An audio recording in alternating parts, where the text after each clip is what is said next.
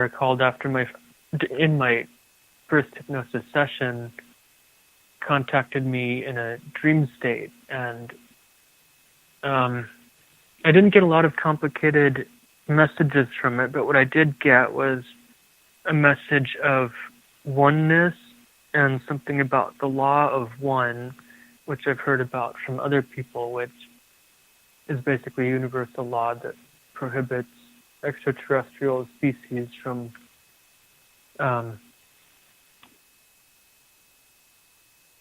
changing the progression and evolution, interfering with the evolution of any other planetary race.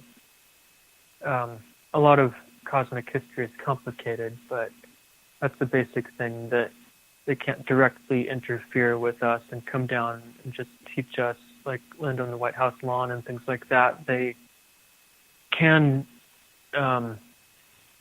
make abduction and astral contact with us, and they can even incarnate as humans for particular missions and to learn about us, but they generally cannot just become one of our, like another species here, and just be open and interfere with our own evolution. Now, have they ever told you about any other species that we need to be aware of, maybe that aren't friendly with humans? Because the reason why I mention this, we have so many cases of cattle mutilation. There's cases like in the rainforest, and then in Brazil and some other countries, of humans being, abducted and mutilated, and their bodies dumped just the same way the cows are. There's no blood around them. Certain parts of their heart are removed. Their sex glands are removed. Again, everything done, laser precision.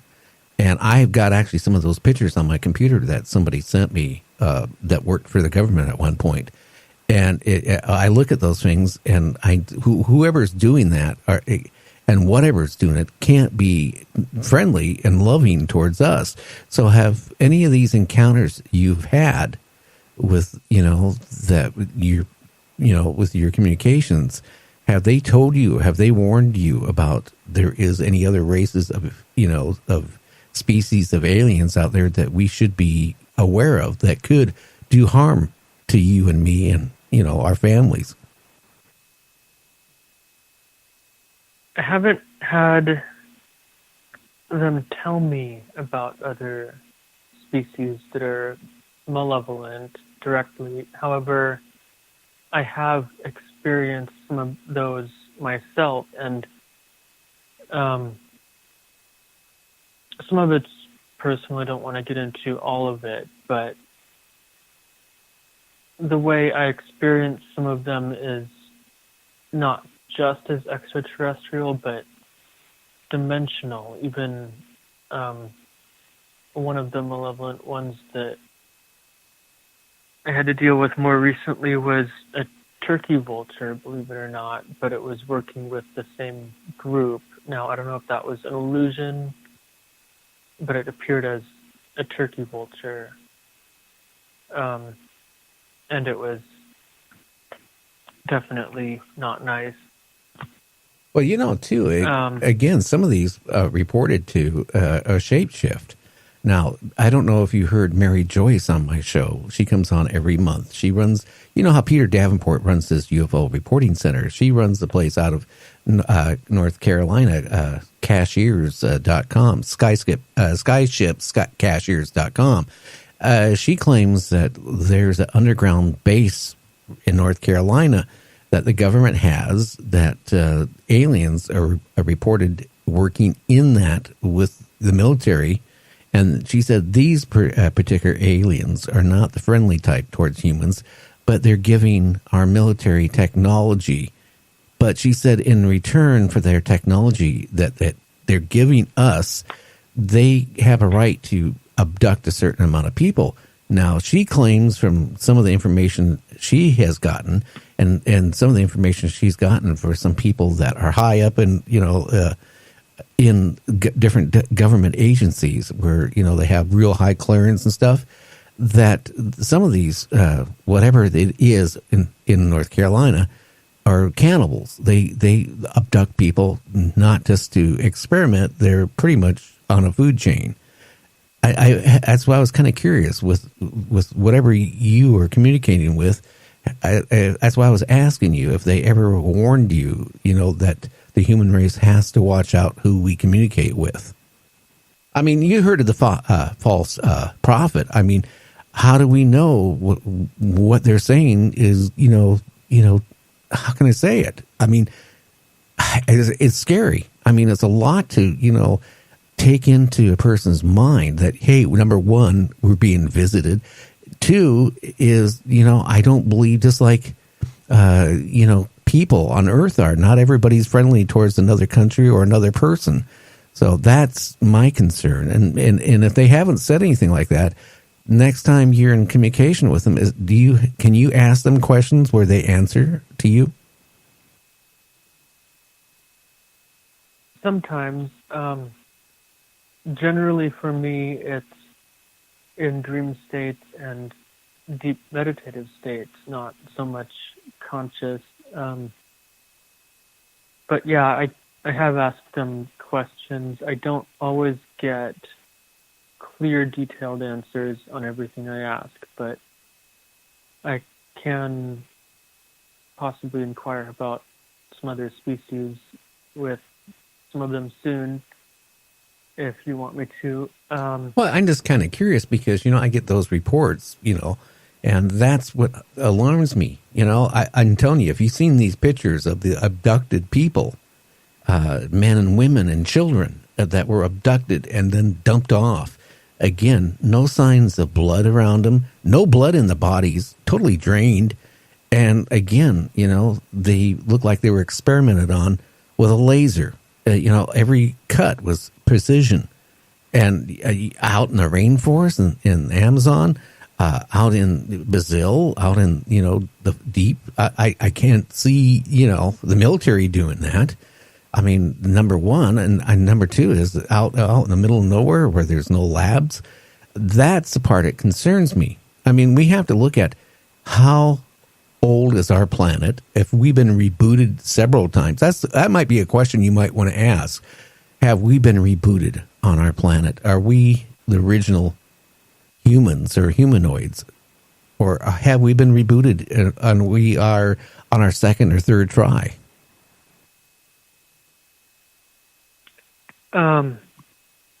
I could try to talk to some of the beings I know about that, but just what I have read from different books lately, humans are actually an ancient galactic species that, from my current understanding, originated in the Lyra system, or on the planet Vega, or the star Vega.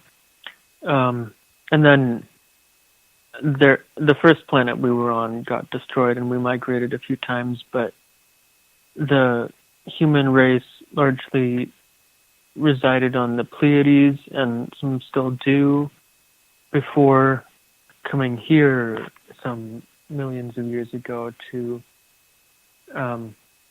create a race, which I've come to learn the Anunnaki were actually Pleiadians who needed gold to reinforce the atmosphere of their planet starship that was near here at the time. So in other words, you're saying they came here to our planet to mine for gold. Because I heard that numerous times with different guests. Yeah, of course. That's a popular story. Zecharia Sitchin and others talk about this, and the Sumerian clay tablets describe this. But that's not the complete story. They are human. They are basically us. We are a little bit shorter than they are.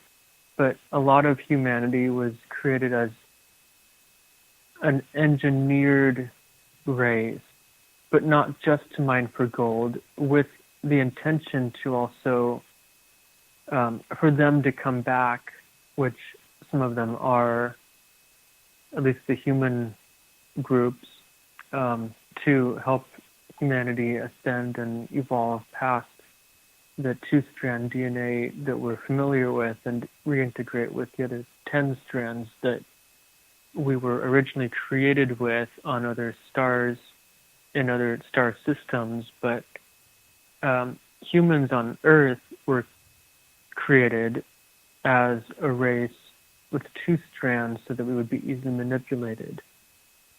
That is We've interesting. evolved since then, but now there's a lot of re-evolution to do to basically upgrade our DNA to what our ancestors originally were. That's my take on that. Now, we only got about 5 minutes left. In this next 5 minutes, what do you want to get out to the listeners about aliens, UFOs, Bigfoot, whatever? You got 5 minutes. What do you want to share with us? Something you really want to share. You feel it needs to be shared.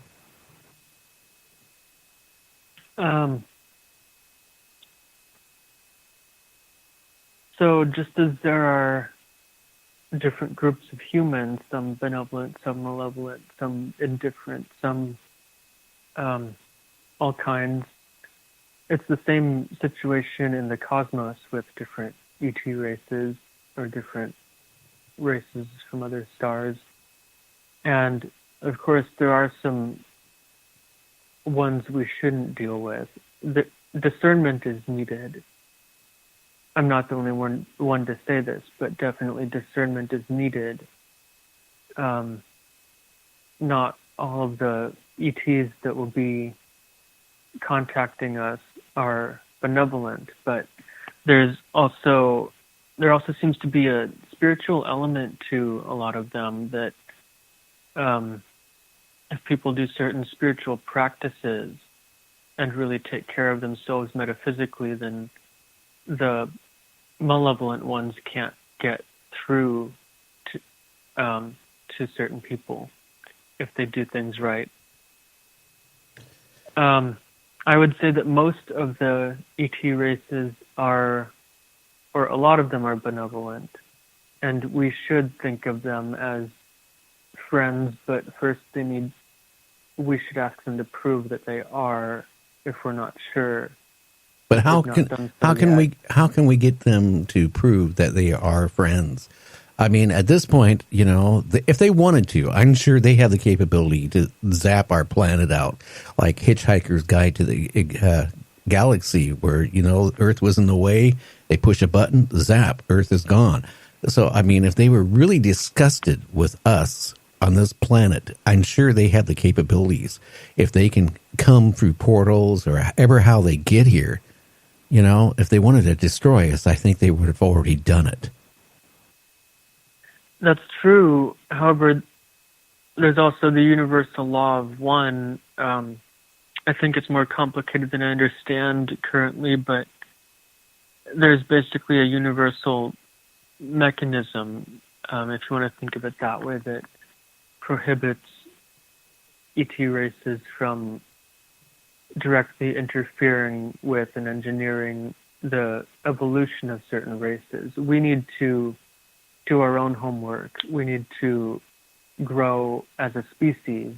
We can't just let them do it for us, and other malevolent races don't have the right to destroy us. There are some, definitely, especially some of the reptilian groups do still want to dominate us and dominate Earth.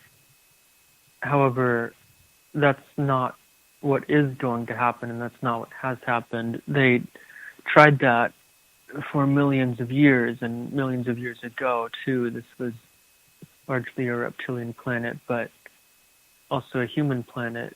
So it's not a case anymore of one side dominating the other. It's going to be a world of coexistence.